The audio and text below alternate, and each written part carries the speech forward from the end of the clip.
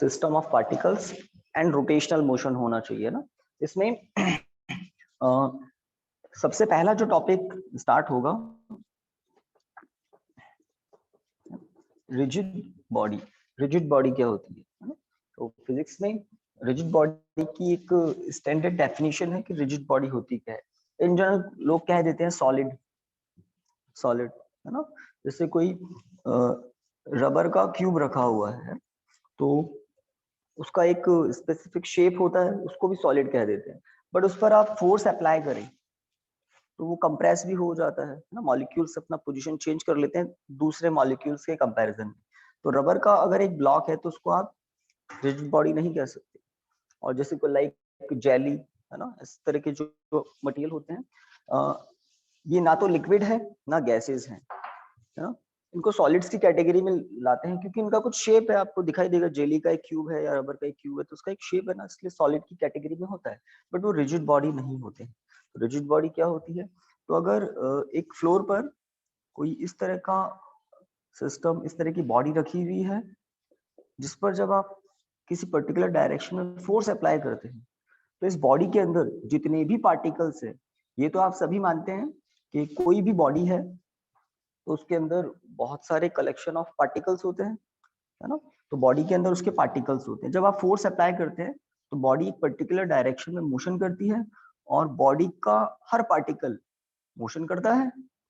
But अगर हर particle जो motion कर रहा है वो अपना अपना पाथ ट्रेस करेगा, पाथ ट्रेवल करेगा, और इनके जो पाथ हैं, अगर बॉडी के जो पार्टिकल्स हैं उनके पाथ है ना, path of each particle of the body is parallel to each other, then the body is called rigid body है ना। तो रिजिड बॉडी क्या होती है, जिसमें इसकी एक और डेफिनेशन अच्छे से समझ लें, ये आगे की बात हो जाएगी।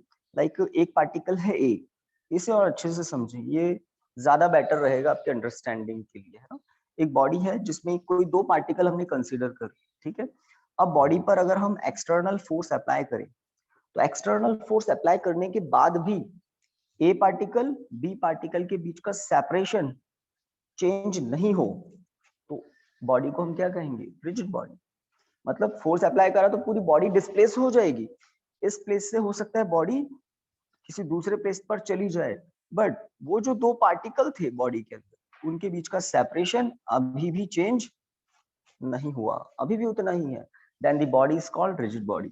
अगर ये बॉडी रिजिड बॉडी नहीं होती तो हो सकता है फोर्स अप्लाई करने पर किसी एक एरिया में पार्टिकल डिस्टर्ब हो जाए, इनकी पोजीशन थोड़ी चेंज हो जाए तो डिस्टेंस चेंज हो सकता है। अगर किसी बॉडी में ऐसा होता है कि फोर्स अप्लाई करने पर किन्हीं दो पार्टिकल के बीच का सेपरेशन डिस्टर्ब हो जाए तो उस बॉडी को रिजिड बॉडी नहीं कहेंगे। किसे rigid body? If the separation between any two particles in the body remains same after applying external force on the body, then the body is said to be rigid body. तो किसी भी body को आप rigid body कह सकते हैं कब? जब उसके कोई भी दो पार्टिकल पेयर होता है के बीच का सेपरेशन चेंज नहीं होता है फोर्स अप्लाई करने के बाद भी। ओके, रिजिड बॉडी की डेफिनेशन के बाद इस चैप्टर में आता है मोशन ऑफ रिजिड बॉडी। तो रिजिड बॉडी क्या होती है क्लियर है, इसमें जितने भी पार्टिकल्स हैं वो अपनी अपनी रेस्पेक्टिव पोजीशंस पर हैं और बॉडी के अंदर उनकी फिक्स्ड प्लेस है और वो चेंज नहीं होता। पूरी बॉडी मोशन कर सकती है बट बॉडी के अंदर एक और दो पार्टिकल के बीच का सेपरेशन चेंज नहीं होता, ठीक है। देन एक टॉपिक है इसी में मोशन ऑफ रिजिड बॉडी। तो मैं एक इंक्लाइन प्लेन बना रहा हूँ, incline plane motion of rigid body को समझने के लिए ना। मोशन ऑफ रिजिड बॉडी में हम यही कहते हैं, एक होता है ट्रांसलेटरी मोशन, एक होता है रोटेशनल मोशन और एक होता है उनका कॉम्बिनेशन रोलिंग है ना। तो ट्रांसलेटरी मोशन में हम क्या कहते हैं, लेट ए बी एक इंक्लाइंड प्लेन है, इस इंक्लाइंड प्लेन में बॉडी डाउनवर्ड स्लाइड कर रही है, नीचे की तरफ फिसल रही है ना। और इस बॉडी के अंदर वही दो पार्टिकल जो मैं आपको कह रहा था, पार्टिकल ए पार्टिकल बी। ये पार्टिकल ए और particle B mutually parallel path पर ट्रेवल कर रहे हैं। पार्टिकल ए का पाथ ये हो जाएगा, पार्टिकल बी का पाथ ये हो जाएगा और इनका पाथ बिल्कुल पैरेलल हो। इनका path A particle B particle का पाथ कैसा हो? म्यूचुअली पैरेलल हो। तब रिजिड बॉडी का मोशन कैसा है? ट्रांसलेटरी मोशन, ट्रांसलेटरी मोशन है ना, प्योरली ट्रांसलेटरी मोशन कहेंगे हम इसको। प्योरली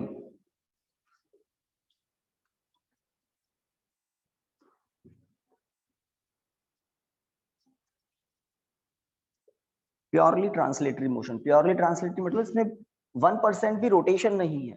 एक इंक्लाइंड प्लेन है, प्लेन है ना, एक इंक्लाइंड प्लेन है, उस पर बॉडी डाउनवर्ड स्लाइड कर रही है, तो बॉडी के अंदर जितने भी पार्टिकल्स हैं वो अपने अपने पाथ पर ट्रेवल करेंगे। मान लो एक पार्टिकल और है यहाँ पर सी, बहुत सारे पार्टिकल है, इन सबके पाथ म्यूचुअली कैसे हैं? पैरेलल हैं। और अगर म्यूचुअली पैरेलल है तो बॉडी का मोशन कैसा है? Purely translatory motion, purely translatory motion. हर पार्टिकल एक स्ट्रेट लाइन पर ट्रेवल करेगा और वो पाथ जो स्ट्रेट लाइन है वो म्यूचुअली पैरेलल भी, प्योरली ट्रांसलेटरी। एक आता है रोटेशनल मोशन,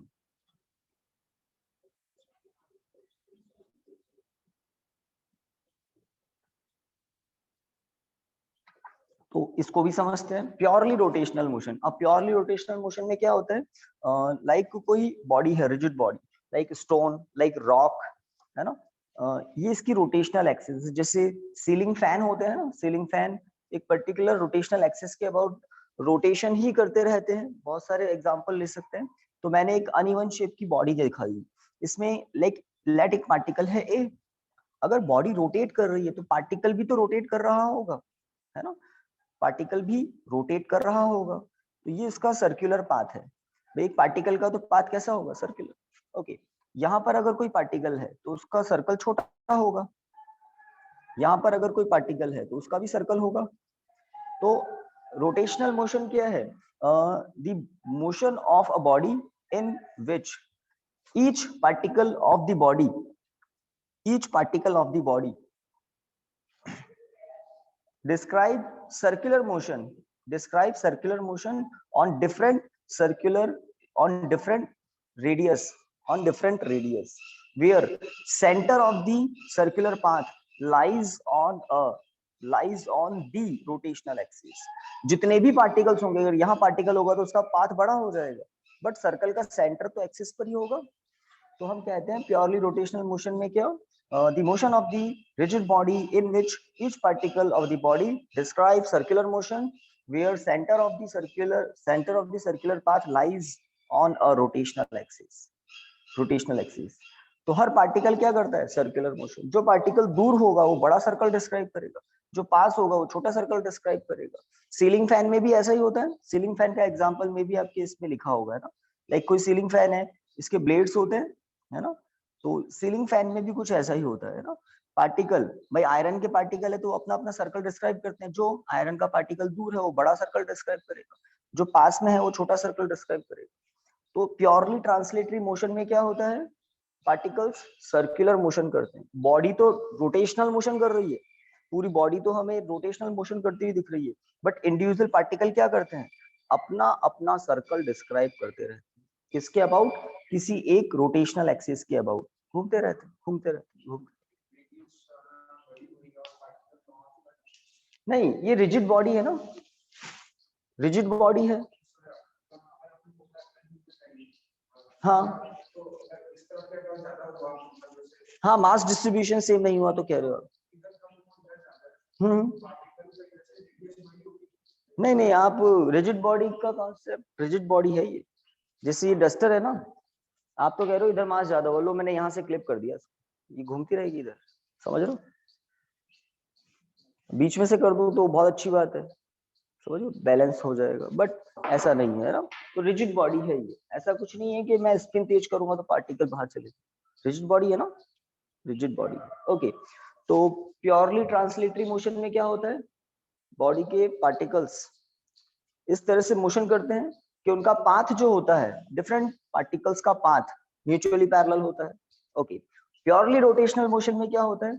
बॉडी इस तरह से रोटेट करती है कि बॉडी के पार्टिकल्स सर्कल डिस्क्राइब करते हैं, डिफरेंट डिफरेंट रेडियस हो सकती है, डिस्टेंस रोटेशनल एक्सिस से पार्टिकल के डिस्टेंस के अकॉर्डिंग, और उन सभी सर्कुलर पाथ का सेंटर रोटेशनल एक्सिस पर ही होता है। ओके, अब इन दोनों का कॉम्बिनेशन, किन दोनों का? ट्रांसलेटरी और रोटेशनल का कॉम्बिनेशन होता है क्या, रोलिंग, है ना। तो रोलिंग क्या होता है, रोलिंग मोशन। तो हम कहते हैं if a body moves as its rotational axis is moving.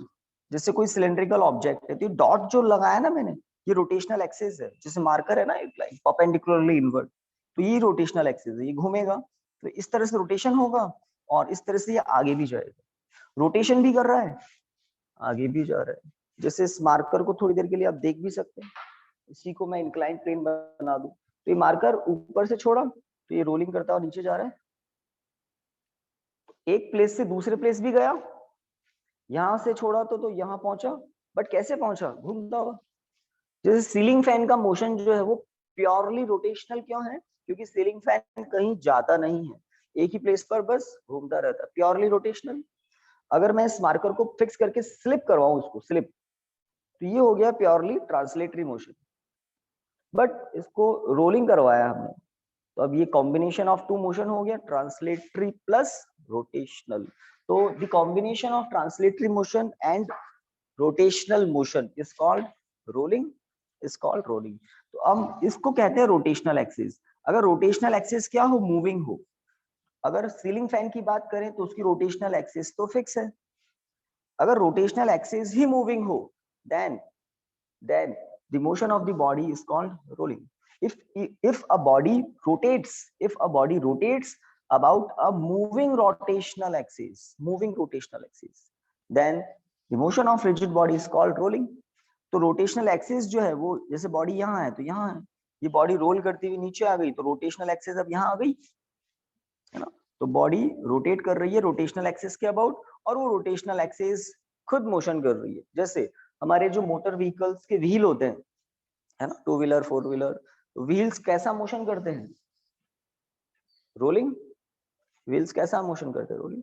अगर गाड़ी कहीं मड में कहीं पर फिट हो गई है और आप एक्सेलरेट कर रहे हो और पहिया बस घूम रहा है, गाड़ी आगे नहीं जा रही, तो वो रोटेशनल हो जाता है। बट व्हीकल जब ग्राउंड पर एक प्लेस से दूसरे प्लेस पर जा रहा है, तो वो रोटेट भी कर रहा है और वो किसी ट्रांसलेटरी मोशन भी हो रहा है, उसका डिस्प्लेसमेंट भी हो रहा है, दिस इज रोलिंग। तो 4 डेफिनेशंस यहाँ हमने समझी है, लर्न करनी है आपको। रिजिड बॉडी क्या होती है, then motion of rigid body में मैंने आपको ट्रांसलेटरी बताया, पैरेलल वाली बात याद रखना, पाथ पैरेलल होता है प्योरली ट्रांसलेटरी में। और देन रोटेशनल वाला बताया, प्योरली रोटेशनल में पार्टिकल सर्कल डिस्क्राइब करते हैं, रिजिड बॉडी में बहुत सारे पार्टिकल्स होते हैं, सर्कल डिस्क्राइब करते हैं। Okay, rolling is the combination of translatory plus rotational, है ना। ओके, तो इसके बाद इसमें एक फॉर्मूला आपको बता देते हैं, centre of mass, centre of मास, पहले डेफिनेशन देन फॉर्मूला। तो क्या होता है centre of mass, centre of मास क्या होता है उसको समझते हैं। तो जैसा नाम है वैसे ही काम है। अगर एक अनइवन शेप की कोई बॉडी है ना, लाइक स्टोन अनइवन शेप का है, तो हमें पता है इसके अंदर स्टोन के billions of trillions of particles होंगे, बहुत सारे पार्टिकल्स होंगे। कोई भी रिजिड बॉडी बहुत बहुत ज्यादा नंबर ऑफ पार्टिकल से मिलकर बनी होती है रिजिड बॉडी, ठीक है। रिजिड को आप सॉलिड तो बोल ही सकते हैं, बट हर सॉलिड रिजिड नहीं होता है। रिजिड बॉडी है तो सॉलिड तो है ही, बट हर सॉलिड रिजिड नहीं होता, क्योंकि कुछ ऐसे भी सॉलिड होते हैं जिन पर जैसे ही फोर्स अप्लाई करते हैं उनके पार्टिकल्स का, है ना, अंदर का सिस्टम थोड़ा चेंज हो जाता है। बट रिजिड बॉडी जिनमें एक्सटर्नल फोर्स अप्लाई करने पर भी एक पार्टिकल और दूसरे पार्टिकल के बीच का सेपरेशन चेंज नहीं होता है। ओके, तो लेट एक रिजिड बॉडी है, ओके, इसमें बहुत सारे पार्टिकल्स हैं, तो इसमें एक ऐसा पॉइंट कंसीडर किया जा सकता है, कहीं भी एक ऐसा पॉइंट जरूर एग्जिस्ट करता है जहां पर आप पूरी बॉडी का कंप्लीट मास कॉन्सेंट्रेटेड एज्यूम कर सकें, और जब हम बॉडी पर कहीं फोर्स अप्लाई करें, ये एक्सटर्नल फोर्स, तो उस फोर्स को हम एज्यूम कर सकें कि वो कहाँ एक्ट कर रहा है, उस पर्टिकुलर सेंटर पर। हमने फोर्स अप्लाई तो किसी दूसरे प्लेस पर किया, यहाँ यहाँ यहाँ, डायरेक्शन तो वही है, बट उस फोर्स को भी हम कहाँ पर, इस पर्टिकुलर पॉइंट पर एक्ट कर रहा है ऐसा एज्यूम कर सकते हैं। दो बातें एज्यूम कर सकते हैं इस पॉइंट के रिगार्डिंग, क्या, The center of mass of a rigid body is a point where entire mass of the body is supposed to be concentrated and net external force on the body is supposed to be acting on that point. तो दो बातें suppose की ना, क्या? तो किसी भी body के लिए सेंटर ऑफ मास क्या होता है? एक ऐसा पॉइंट जहां पर बॉडी का एंटायर मास आप कॉन्सेंट्रेटेड एज्यूम कर सके, प्लस अगर बॉडी पर एक्सटर्नल फोर्स एक्ट कर रहा है तो उसके लिए भी हम सपोज क्या कर सकें कि वो एग्जैक्टली उसी सेंटर पर एक्ट कर रहा है। ऐसा क्यों? सेंटर ऑफ मास का कॉन्सेप्ट क्यों जरूरी है? तो देखिए, जैसे हम v equal to u plus a t ये इक्वेशन लिखते हैं ना, तो ये हम किसी बॉडी के लिए लिखते हैं, सही बात है। x equal to u t plus half a t square, ये भी हम किसी बॉडी के लिए लिखते हैं। तो यहाँ पर ये जो पोजीशन होती है, इसको बिल्कुल आइडियली डिफाइन करने के लिए, पोजीशन को बिल्कुल आइडियली डिफाइन करने के लिए बॉडी का शेप पॉइंट साइज का होना चाहिए। एक प्लेस से दूसरे प्लेस का डिस्टेंस जो होता है वो पॉइंट टू पॉइंट होता है। अगर बॉडी का डायमेंशन बहुत बड़ा है तो डिस्टेंस कहाँ से मेजर करोगे? यहाँ से करोगे, यहाँ से करोगे, यहाँ से करोगे। तो बॉडी के अंदर एक ऐसा पॉइंट कंसिडर कर लेते हैं कि बस ये पॉइंट कहाँ से कहाँ तक गया, वही बॉडी की पोजीशन है ना। जैसे डस्टर इस टेबल पर रखा हुआ है तो उसकी लोकेशन कैसे बताएं? तो इस डस्टर का एक सेंटर ऑफ मास होगा, बिकॉज डस्टर तो क्यूबॉइड है। क्यूबॉइड का सेंटर ऑफ मास फाइंड करना बहुत इजी होता है, ज्योमेट्री सिमेट्रिकल है ना, बिल्कुल मिड पॉइंट अंदर ले लेते हैं। तो किसी भी बॉडी के अंदर एक ऐसा पॉइंट कंसिडर किया जाता है ना, और वो पॉइंट हमें क्या बताता है? Location of the body, centre of mass, location of the body, है ना। एक पर्टिकुलर वेल डिफाइंड पॉइंट होता है ताकि हमें लोकेशन बताने में कंफर्टेबल हो। जब पूरी पूरी बॉडी मोशन कर रही है तो बॉडी का हर पार्टिकल मोशन कर रहा है, तो हम इतने सारे पार्टिकल का मोशन कंसिडर नहीं करते हैं, हम इस सेंटर ऑफ मास का मोशन कंसिडर कर लेते हैं और इसी के मोशन से हम इस बॉडी के मोशन को डिफाइन करते हैं। तो अगर सिस्टम ऑफ पार्टिकल्स है तो सिस्टम ऑफ पार्टिकल्स में इंडिविजुअल पार्टिकल्स के मोशन को एनालिसिस करने से बेटर होता है उसके सेंटर ऑफ मास के मोशन को ही एनालिसिस किया जाए। तो सेंटर ऑफ मास का कॉन्सेप्ट हमें कॉम्प्लिकेटेड एनालिसिस को बहुत इजी कर देता है, सेंटर ऑफ मास, ठीक है। अब सेंटर ऑफ मास में आपको क्या ध्यान रखना है? डेफिनेशन पूछी जा सकती है। सेंटर ऑफ मास क्या होता है? दी, है ना, क्या बताया था? A point in a rigid body where entire mass of the body supposed to be concentrated and net external force on the body is supposed to be acting on that point। दो बातें, मास को concentrated assume कर सकें और कोई external force body पर अगर है तो नेट एक्सटर्नल फोर्स भी एज्यूम कर सके कि कहाँ एक्ट कर रहा है, उसी पर्टिकुलर पॉइंट पर, ठीक है। तो सेंटर ऑफ मास का कॉन्सेप्ट क्यों इंपॉर्टेंट है? क्योंकि ये हमें कॉम्प्लिकेटेड एनालिसिस को बहुत इजी करने के लिए हेल्प करता है। बहुत सारे पार्टिकल्स हैं, अलग अलग पार्टिकल्स का मोशन अब आपको कंसीडर ही नहीं करना, आपको बस ये सेंटर ऑफ मास कहाँ मोशन कर रहा है, किस वेलोसिटी से मोशन कर रहा है, इसका एक्सेलरेशन क्या है, बस, है ना। तो इसकी पोजीशन, इसकी वेलोसिटी, इसका एक्सेलरेशन, बस वही बॉडी का है।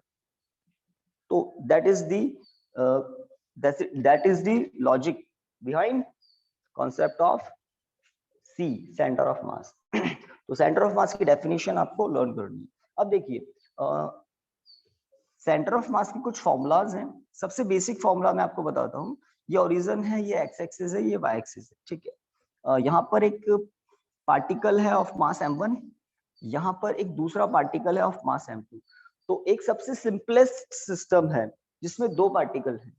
रिजिड बॉडी में बहुत सारे हो सकते हैं, सबसे बेसिक सबसे सिंपल सिस्टम है जिसमें दो ही पार्टिकल है। जैसे आप NaCl, HCl, KCl, ये जो मॉलिक्यूल्स होते हैं ना, इसमें Na+ Cl-, है ना, सोडियम क्लोराइड, तो ये सब मॉलिक्यूल्स क्या हैं? रिजिड बॉडी, क्योंकि इनके बीच का सेपरेशन फिक्स होता है, पहली बात। और दो पार्टिकल तो है, एक पार्टिकल से कोई सिस्टम नहीं बनता, वो तो इंडिविजुअल पार्टिकल है। 2, 3, 4, 5 हो जाए तो सिस्टम बनता है, सिस्टम ऑफ पार्टिकल्स। तो इस सिस्टम में कितने पार्टिकल हैं? दो पार्टिकल, ठीक है। फर्स्ट पार्टिकल का ओरिजिन के रेस्पेक्ट में पोजीशन वेक्टर होगा लेट, R1 सेकेंड पार्टिकल का ओरिजिन के रेस्पेक्ट में सिस्टम ओके पोजीशन वेक्टर है R2, तो R1 R2 कहते हैं पोजीशन वेक्टर। पोजीशन वेक्टर हमें क्या बताते हैं, है ना, किसी पॉइंट की किसी पार्टिकल की पोजीशन, डिस्टेंस प्लस डायरेक्शन दोनों इंफॉर्मेशन मिलती है पोजीशन वेक्टर से। अब इन दोनों पार्टिकल्स को कनेक्ट करने वाली जो लाइन है, ये लाइन, दोनों पार्टिकल्स को कनेक्ट करने वाली लाइन, इसके इस लाइन पर ही कहीं आइदर लेफ्ट राइट और मिड पर कहीं सिस्टम का सेंटर ऑफ मास लाई करेगा।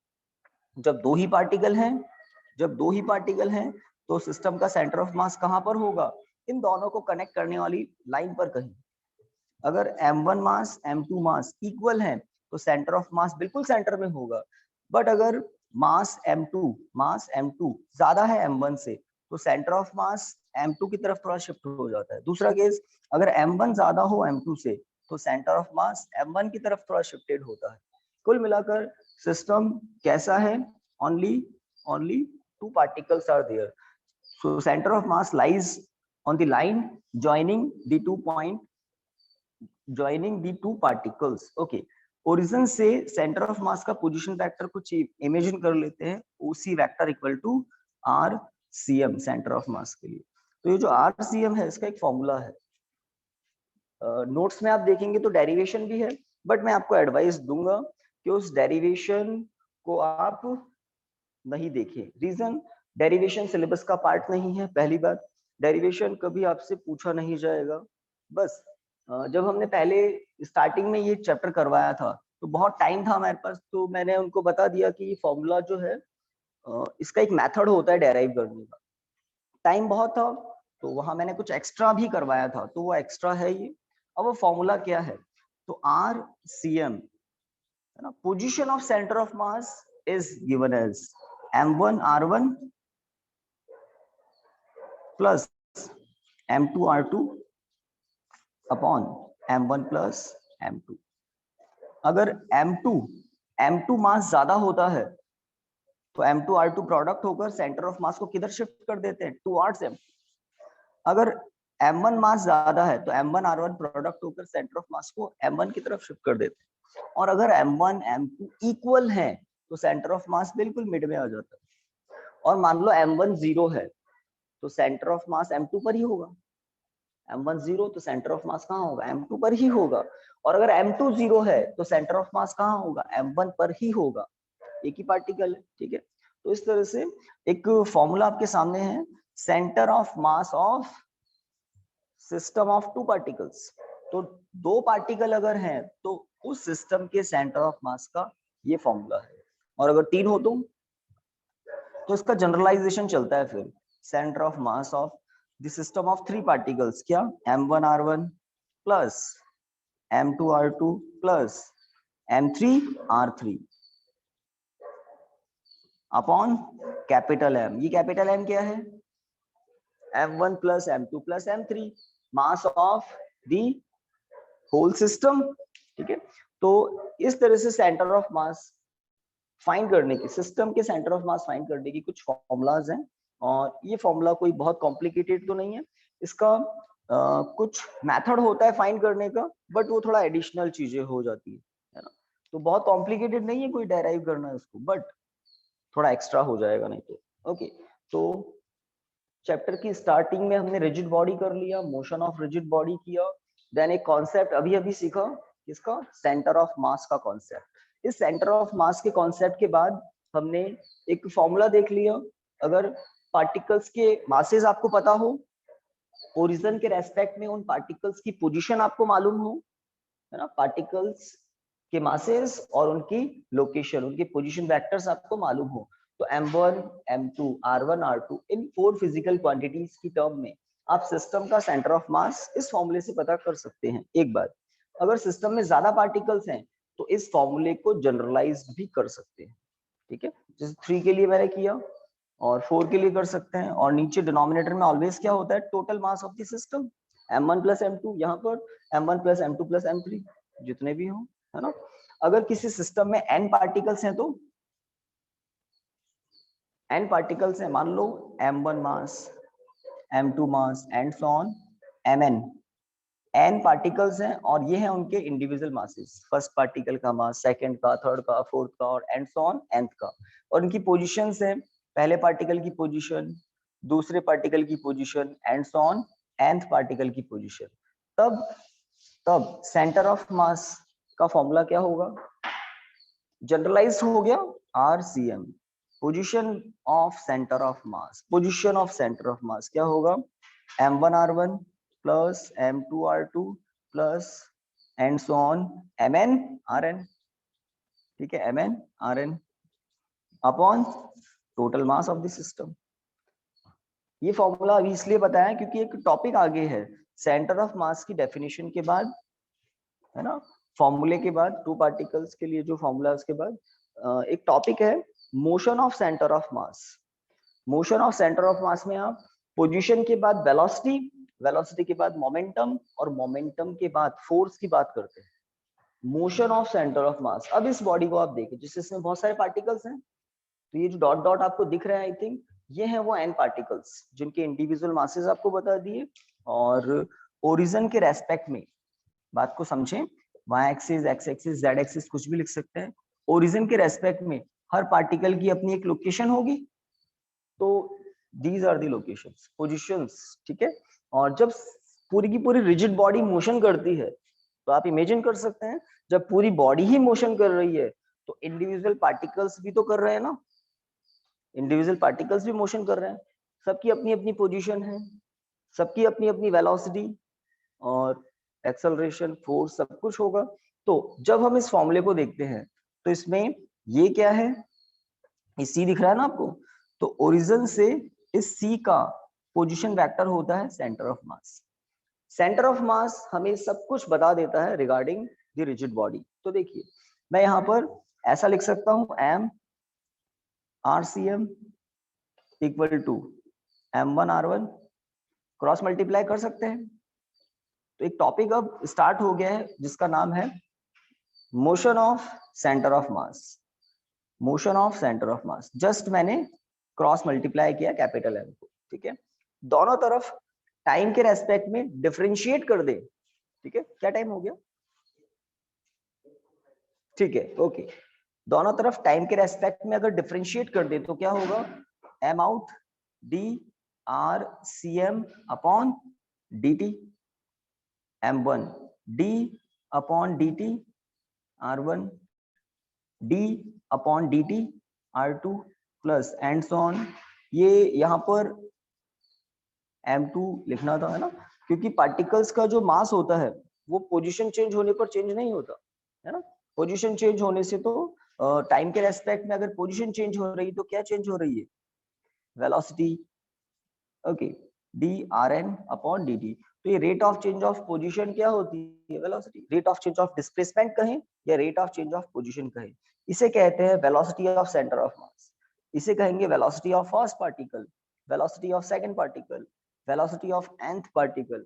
तो डिफरेंशिएशन में आप जानते हैं कांस्टेंट टर्म का नहीं होता, जो वेरी कर रहा है उसी का होगा। तो वेरी कौन कर रहा है, बॉडी के साथ उसके पार्टिकल्स की पोजीशन चेंज हो रही है, खुद सेंटर ऑफ मास भी साथ में जा रहा है, ओके। तो this is called velocity of centre of mass, m1 v1, m2 v2 and so on mn vn। तो एक थ्योरेटिकल टॉपिक है पूरा। अब इसमें ये क्या है, momentum of the first particle, सोच सकते हैं ना, similarly momentum of the second particle and so on momentum of the nth particle. तो मोमेंटम क्या होता है, मास इनटू वेलोसिटी। तो एक्चुअल में अगर कोई पार्टिकल है और उसकी पोजीशन आपको पता है और किस रेट से पोजीशन चेंज हो रही है ये पता है, दैट मींस वेलोसिटी पता है, तो उस पार्टिकल के लिए आप एक्चुअल में मोमेंटम बता सकते हैं। बट यहाँ पर आप मोमेंटम ऑफ सेंटर ऑफ मास क्यों नहीं लिखते हैं, m इंटू VCM लिख सकते हैं ना, PCM, बट नहीं लिखते, कभी नहीं लिखते, कभी मिलेगा ही नहीं आपको। रीजन, क्योंकि ये जो पूरा मास है ये इस C पॉइंट पर सपोज किया था कि कॉन्सेंट्रेटेड है, सपोज किया था, एक्चुअल में है क्या, नहीं। ये VCM किसका है, C पॉइंट का, सेंटर ऑफ मास की वेलोसिटी है। तो सेंटर ऑफ मास तो ठीक है, पूरी रिजिड बॉडी के साथ VCM वेलोसिटी से सेंटर ऑफ मास तो मोशन कर रहा है, बट इस सेंटर ऑफ मास पर ये पूरा मास एक्चुअल में नहीं है, ठीक है ना। तो सेंटर ऑफ मास पर कैपिटल एम मास एक्चुअल में नहीं है, इसलिए PCM, इन दोनों का प्रोडक्ट कभी भी PCM लिखा नहीं जाता। ओके, बट ये जरूर कहा जाता है कि इस एक्सप्रेशन से क्या पता लग रहा है, इस एक्सप्रेशन से पता लग रहा है कि vector sum of linear momentums of individual particles, vector sum of linear momentum of individual particles is always equal to product of mass and velocity of center of mass, product of mass of the body and velocity of center of mass of the body. इसका product always linear momentum के vector sum के equal होता है individual particles के लिए। इसको एक बार और डिफरेंशिएट करते हैं तो एक लास्ट एक्सप्रेशन और दिखा देता हूं। मोशन ऑफ सेंटर ऑफ मास में बस इतना ही है, एक जनरल बॉडी आप डिस्कस कर लेते हैं, इमेजिन कर लेते हैं, उसमें n पार्टिकल्स हैं, उनके पोजीशन वेक्टर्स हैं, ठीक है, और सेंटर ऑफ मास की पोजीशन को हम इस सिंबल से डिनोट करते हैं। ये टोटल मास है सिस्टम का। क्रॉस मल्टीप्लाई किया, टाइम के रेस्पेक्ट में डिफरेंशिएट किया, तो राइट साइड में जो पर्टिकुलर पार्टिकल्स के लिए आपको दिख रहा है प्रोडक्ट, इनको तो आप मोमेंटम की फॉर्म में लिख सकते हैं, बट इसको नहीं। रीजन आपको बता दिया, सेंटर ऑफ मास की वेलोसिटी एक्चुअल में है, बट वहां पर सारा का सारा मास एक्चुअल में नहीं है, वो तो फैला हुआ है। ओके, इसको हम एक बार और डिफरेंशिएट करें तो, एक बार और डिफरेंशिएट करें तो चल रहा है नहीं, बिल्कुल ठीक है। एक बार और डिफरेंशिएट करें तो क्या होगा, देखिए m d VCM upon dt। तो टाइम के रेस्पेक्ट में इस इक्वेशन को एक बार और डिफरेंशिएट कर रहे हैं तो क्या मिलेगा, d P1 upon dt plus d P2 upon dt। तो दोनों तरफ डिफरेंशिएशन हो रहा है, and so on d Pn upon dt। तो एक न्यूटन ने एक इंफॉर्मेशन दी थी अपने सेकंड लॉ में, the rate of change of linear momentum is called force. सही बात है।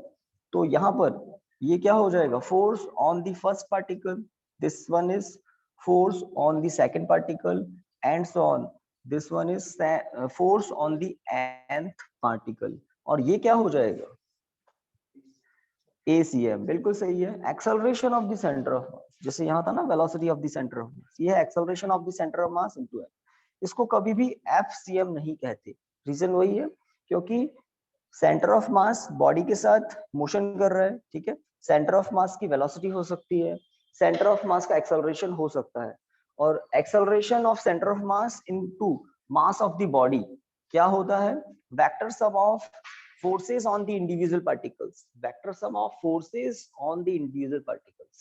इन दोनों का प्रोडक्ट कभी भी FCM नहीं लिखा जाता। रीजन वही है कि जिस पार्टिकल, जिस पॉइंट का एक्सेलरेशन ये है, वहां पर ये मास एक्चुअल में नहीं, वो तो सपोज किया हुआ है कि कॉन्सेंट्रेटेड है, बस इसलिए। तो ये एक टॉपिक था जिसमें हमने एक एक्सप्रेशन को थोड़ा समझा और एक इस एक्सप्रेशन को थोड़ा समझा। This is the topic called motion of the centre of mass, motion of the centre of मास। तो थियोरेटिकल टॉपिक है, बहुत इंपॉर्टेंट तो नहीं है, बट सिलेबस का पार्ट था, तो ये भी हमने देख लिया। तो इस तरह से स्टार्ट होता है। एक क्वेश्चन हम कर लेते हैं, है 5 मिनट्स, 5 to 10, है ना। एक छोटा सा क्वेश्चन है, जिससे ट्रायंगुलर सिस्टम ही बता देता हूं आपको, ये बुक में भी मिलेगा आपको question. X axis, Y axis, एक ट्रायंगुलर सिस्टम आपको दिख रहा है, सेंटर है ये O, लेट ये पॉइंट है A, लेट ये पॉइंट है B, है ना। यहाँ पर 1 kg ऑब्जेक्ट रखा हुआ, लेट, अब पता नहीं 1 है या कुछ अलग है, चलिए मैं कुछ अलग ही कर देता हूँ, यहाँ 2 kg और यहाँ पर 3 kg, डिफरेंट कर दिया मैंने क्वेश्चन। तो जो इक्विलेटरल ट्राइंगल है OAB, इस इक्विलेटरल ट्राइंगल के जो कॉर्नर्स हैं वहां पर 1 kg, 2 kg, 3 kg ऐसे मासेस मैंने रख दिए। O पॉइंट का जो कोऑर्डिनेट होता है वो होता है 0,0, सेंटर का कोऑर्डिनेट यही होता है, ओरिजिन। A पॉइंट का हम कोऑर्डिनेट पता लगाएंगे, B पॉइंट का कोऑर्डिनेट है 1,0 मीटर, है ना। तो इसका मतलब O से B तक की लेंथ कितनी है, 1 मीटर। तो O से A तक की भी कितनी होगी 1 मीटर, A से B तक की भी क्या होगी 1 मीटर। तो 1 मीटर लेंथ का एक इक्विलेटरल ट्राइंगल है जिसके कॉर्नर्स पर ये पार्टिकल्स रखे हुए हैं।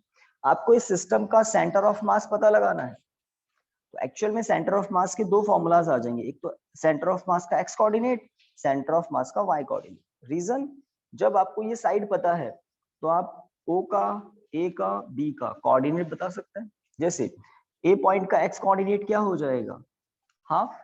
तो यहाँ से परपेंडिकुलर ड्रॉ करोगे तो एक्स कोऑर्डिनेट क्या आएगा 1/2। ओ और बी का मिड पॉइंट हाफ, तो यहाँ पर जितने भी पॉइंट्स हैं उन सबका एक्स कोऑर्डिनेट क्या होगा हाफ, एक्स कोऑर्डिनेट हाफ होगा। वाई कोऑर्डिनेट की बात करें तो इसके लिए आपको थोड़ा सा देखना पड़ेगा यहाँ एंगल कितना होता है। इक्विलेटरल ट्राइंगल है तो 60 होगा, और यहाँ तक ये डिस्टेंस कितनी है, यहाँ से यहाँ तक 1/2, यहाँ से यहाँ तक 1/2 है।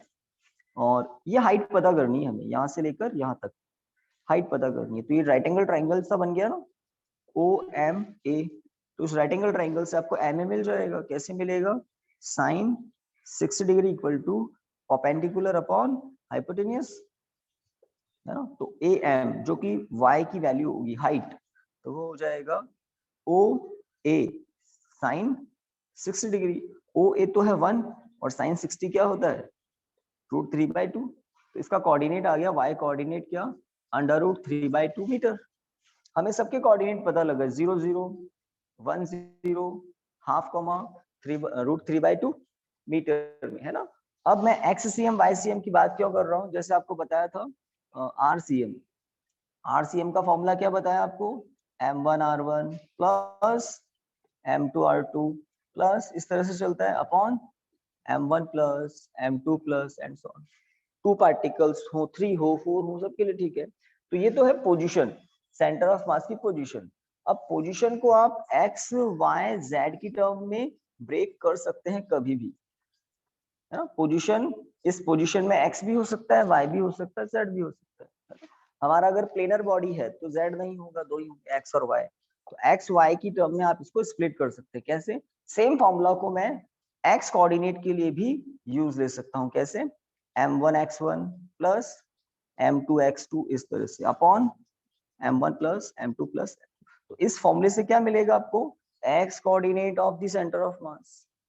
सिमिलरली y कोऑर्डिनेट के लिए सिमिलर फॉर्मूला कैसे फॉर्म कर सकते हैं, m1 y1 plus m2 y2 and so on, है ना। और नीचे m1 plus m2 plus and so on.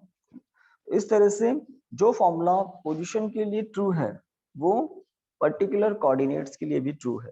यहाँ पर मुझे लगता है x1 y1 इसको मान लो, x2 y2 इसको मान लो, x3 y3 इसको मान लो। यहाँ पर 0 0 पर 1 kg है तो इसको m1 मान लो, है ना। हाफ कॉमा √3/2 पर 2 kg है, इसको m2 मान लो। 1,0 पर 3 kg है, इसको m3 मान लो, है ना। तो हम सेंटर ऑफ मास पता कर सकते हैं, बिकॉज 3 पार्टिकल्स है ना, तो इसको 3 के लिए कर देते हैं, m3 तक कर देते हैं। और यहाँ पर m3 y3, यहाँ भी m3 तक, और यहाँ पर m3 x3। चलिए पहले XCM पता करते हैं इसका। तो m1 की वैल्यू 1, x1 की वैल्यू 0, है ना। ओके, m2 की वैल्यू 2 kg और x2 की वैल्यू 1/2 मीटर, m3 की वैल्यू 3 kg और x3 की value 1 metre. m1 plus m2 plus m3 कितना आ जाएगा, 1 + 2 + 3 6 kg। इसको सॉल्व करेंगे आपको XCM मिल जाएगा। मतलब x coordinate of the centre of मास क्या होगा, 0 + 1 + 3, 0 + 1 + 3 4, 4/6, और 4/6 का मतलब 2/3 मीटर, ठीक है। इसी तरह से YCM मिलेगा आपको। YCM क्या होगा तो देख लीजिए, 1 kg इंटू 0 y1 की वैल्यू 2 kg, y2 कितना है √3/2, ठीक बात। m3 है 3 kg और y3 है 0। देखो y3 0 है ना, y coordinate of point C, और ये है 1 + 2 + 3 वही 6 kg, ठीक है। तो ये 6, यहाँ पर 0 + 0 और यहाँ √3, तो इसका मतलब √3/6 metre. This is x coordinate, this is y coordinate of the center of mass. तो ये तो एक एग्जांपल मैंने बताया, नोट्स में भी आपको ऐसा एक एग्जांपल मिलेगा। और एक है एल शेप की एक मेटल की स्ट्रिप है, एल शेप की, और उसका सेंटर ऑफ मास पता करना है। तो एक्चुअल में एल शेप की कुछ इस तरह से है कि वहां पर आप देखेंगे ना तो 4 स्क्वायर बन रहे हैं, 4 स्क्वायर। तो किसी भी स्क्वायर का, किसी भी स्क्वायर का, ये जैसे एक स्क्वायर है, ये दूसरा है, ये तीसरा है, किसी भी स्क्वायर का सेंटर ऑफ मास उसका मिड पॉइंट होता है। किसी भी सर्कल का सेंटर ऑफ मास उसका मिड पॉइंट होता है। ये रेगुलर शेप के फिगर्स होते हैं, सर्कल है ना, स्क्वायर। तो यहाँ पर आप 1 kg 1 kg 1 kg एज्यूम कर सकते हैं, क्योंकि एल शेप की जो प्लेट है उसका टोटल मास 3 kg है, और उस 3 kg की स्ट्रिप को इक्वल 3 पार्ट्स में, 3 रीजन्स में हमने वहां दिखाया। तो 1 kg का ये मान सकते हैं, 1 kg का ये रीजन मान सकते हैं, 1 kg। तो मेटल की एक प्लेट है ऑफ टोटल मास 3 kg, तो यहाँ पर 1 kg, यहाँ पर 1 kg, यहाँ पर 1 kg सपोज किया जा सकता है। और इनके कोऑर्डिनेट्स आप देखना क्या क्या होंगे, इनके कोऑर्डिनेट्स बस इस टाइप के जो फॉर्मूला मैंने आपको बताए थे एक्ससीएम वाईसीएम के, उससे आप इस फॉर्मूला, इस क्वेश्चन को भी कर सकते हैं, है ना। तो इसको जरूर देखना आज। तो कल मिलते हैं, इसके अब कुछ एडवांस टॉपिक कल से स्टार्ट करते हैं, ठीक है। या आपने भी जेरोक्स निकलवा ली है क्या? अच्छा, ठीक है ना। तो थोड़ा सा स्टार्ट तो हमने कर लिया। Thank you.